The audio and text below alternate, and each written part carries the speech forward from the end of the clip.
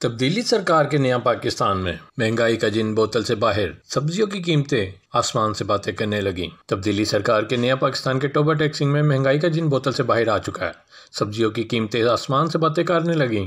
आलू, प्याज, गोभी, अदरक, टमाटर को खरीदना मुश्किल ही नहीं बल्कि नामुमकिन हो गया है। अब सब्जी सफेद पोश लोगों की पहुंच से दूर, जिले इंतजामिया बेबस, प्राइस कंट्रोल कमेटियां भी गायब। टोबा टैक्सिंग से रिपोर्ट कर रहे हैं सिटीएन न्यूज़ के नुमाइंदा खसूसी शहजाद अनवर। 120 रुपये पाइया है अदरक, वो महंगा है तो 20 रुपये का लिया है थोड़ा सा। इधर घर से सब्ज़ी लेने आया था मैं तो इधर आगे पता चला कि सब्जियों के रेट इतने ज़्यादा हैं। अदरक 400-450 रुपये किलो, टमाटर 400-450 रुपये किलो, यानी कि ये गरीब आदमी के बस से बाहर हो गया।